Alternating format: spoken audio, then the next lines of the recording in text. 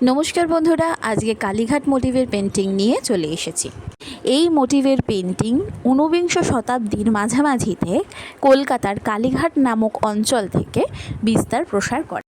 গ্রাম্য গল্পকাররা প্রথমে স্ক্রোল পেন্টিংয়ের মাধ্যমে বিভিন্ন দেবদেবী এবং পৌরাণিক কাহিনী ডেসক্রাইব করতেন এবং পৌরাণিক কাহিনীর এবং ধর্মের প্রসার করতেন। পরবর্তীতে কিছু গল্পকার বা শিল্পীকার চলে আসে কলকাতায়।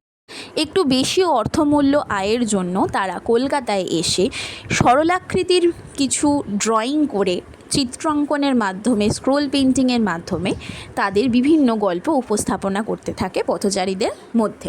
প্রথমে তা পৌরাণিক কাহিনী এবং রামায়ণ মহাভারত নিয়েই আবদ্ধ ছিল। বিভিন্ন দেবদেবী এবং বিভিন্ন শক্তিদেবী গল্প নিয়ে আবদ্ধ ছিল। পরবর্তীতে তা সাধারণ জীবনযাপন এবং রাজনৈতিক ভাব প্রকাশের অন্তর্ভুক্ত হয়ে ওঠে।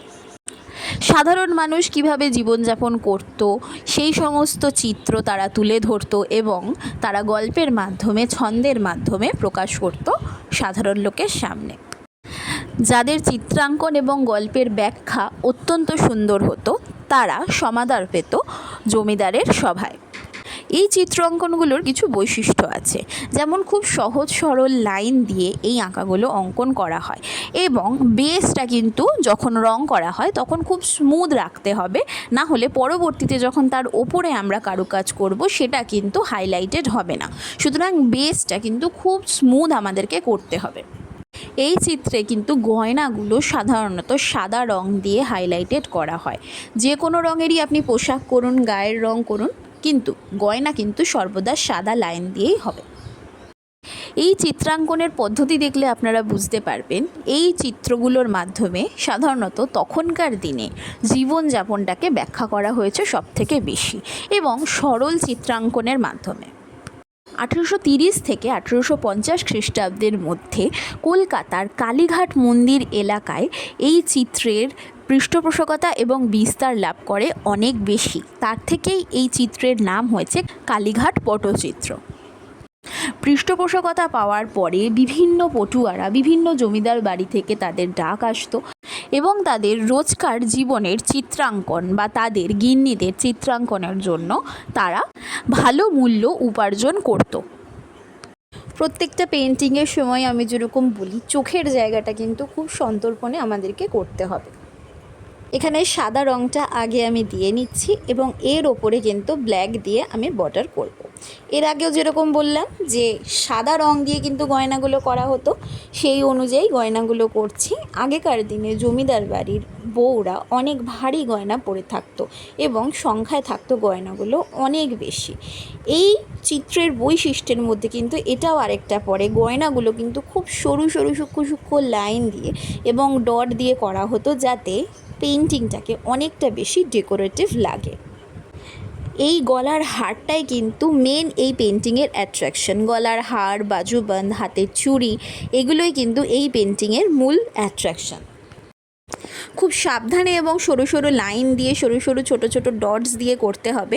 আমি হয়তো অতটা মেনটেন করতে পারছি না, কিন্তু আপনারা চেষ্টা করবেন যতটা সরু গয়না করা যায় ততটাই ভালো। এই পেন্টিংটা যেই শতাব্দীর, সেই সময় কিন্তু বেঙ্গল ছিল one of the most richest city of the world, not of the India. পুরো বিশ্বের মধ্যে কিন্তু বঙ্গ ছিল সব থেকে ধনী একটা জায়গা এবং ভারতের প্রথম ব্যাঙ্কও কিন্তু ছিল এই বাংলায় জগৎ শেঠের সময় থেকে। বাংলার কোষাগার কিন্তু একদম ধনে ভরপুর থাকতো, যার কারণে সেই সময় জমিদার গিন্নিরা বা একটু অবস্থা সম্পন্ন মানুষরা সব সময় গয়না এবং প্রসাধনীর মাধ্যমে নিজেদেরকে সাজিয়ে গুছিয়ে রাখতেন। সুতরাং সেই সময় শিল্পীদেরও পৃষ্ঠপোষকতা খুব বেশিভাবে করা হতো। শিল্পীরা যত সুন্দর এবং নিখুঁত চিত্রাঙ্কন করবে বা তাদের শিল্পের নিদর্শন দিতে পারবে, জমিদাররা কিন্তু ভরিয়ে দেবে তাদেরকে ধনে।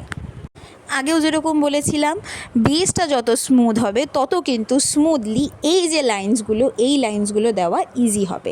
বেসটা যদি স্মুথ না থাকে তাহলে কিন্তু এই লাইন্সগুলো অত বেশি ফুটবে না। এই লাইন্সগুলোর মাহাত্ম্য একটাই, যেহেতু পেন্টিংটা একদম সহজ এবং সরল রেখা দিয়ে করা হতো, সেহেতু কিন্তু এই লাইনগুলো জিনিসটাকে আরও ডেকোরেটিভ করে তুলতো। ওয়াটার কালার বা অ্যাক্রিলিক কালারে একটা জিনিস কিন্তু খুব বেশি দরকার হয়, সেটা হচ্ছে কনফিডেন্স। তুলির টান দেওয়ার সময় যদি কনফিডেন্সের অভাব ঘটে তাহলে কিন্তু হয়ে যাবে সর্বনাশ, আঁকা কিন্তু বিগড়ে যাবে, তখন করতে হবে ম্যানেজ। সুতরাং খুব কনফিডেন্সের সাথে এবং খুব সাবধানে সন্তর্পণে প্রত্যেকটা তুলির টান দিতে হবে আমাদেরকে। এই পেন্টিংয়ে বর্ডার কিন্তু মাস্ট, বর্ডার কিন্তু খুব ইম্পর্ট্যান্ট একটা রোল প্লে করে।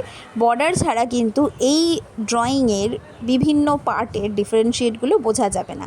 যেমন কাপড়ের এই পেছনের অংশটা এবং সামনের অংশটা কিন্তু একমাত্র বর্ডারের মাধ্যমেই ডিফারেন্সিয়েট করা যাবে, সেরকমই হাত এবং মুখের যে আলাদা আলাদা অংশটা সেটাও কিন্তু বর্ডারের মাধ্যমেই ডিফারেন্সিয়েট করতে হবে আমাদেরকে। যেহেতু সরু তুলি নিয়ে কাজ করছি, অনেকটা রং একসাথে নিয়ে নিলে জিনিসটা নষ্ট হয়ে যাবে, তাই বারবার করে রং নিয়ে কিন্তু কাজ করতে হবে আমাদেরকে। তুলিতে জল থাকবে একদম নামমাত্র, তুলিটা যাতে চলতে পারে বা ভেজা থাকে, সেই কারণেই জল দিয়ে কিন্তু কোনো রং হবে না, কারণ কি না তাহলে স্মাচ করে যাবে এবং জিনিসটা নষ্ট হয়ে যাবে। এবারে চোখের লাইনগুলো করে নিচ্ছি। জোড়া ভুরু, সাধারণত বাঙালিদের মধ্যে ম্যাক্সিমাম জোড়া ভুরু কনসেপ্ট দেখা যায়, এটা জেনেটিক বলতে পারেন। জোড়া ভুরুটা কিন্তু বাঙালিত্বের একটা সিম্বল হিসাবে গড়ে উঠেছে ম্যাক্সিমাম ক্ষেত্রে, সব ক্ষেত্রে বলবো না, ম্যাক্সিমাম ক্ষেত্রে। কলকাপাড়ের শাড়ি কিন্তু বাঙালিদের মধ্যেই বিখ্যাত, তাঁতের শাড়ি, কলকা দেওয়া শাড়ি কিন্তু বাঙালিয়ানার একটা ছাপ বহন করে নিয়ে যায়। এই চিত্রে ব্যাকগ্রাউন্ড কালার মাস্ট, সেটা করতেই হবে, না হলে ডিটেলসগুলো বা হাইলাইটসগুলো বোঝা যাবে না। কথা বলতে বলতে ড্রয়িং হয়ে গেল, কেমন লাগলো জানাবেন। টাটা।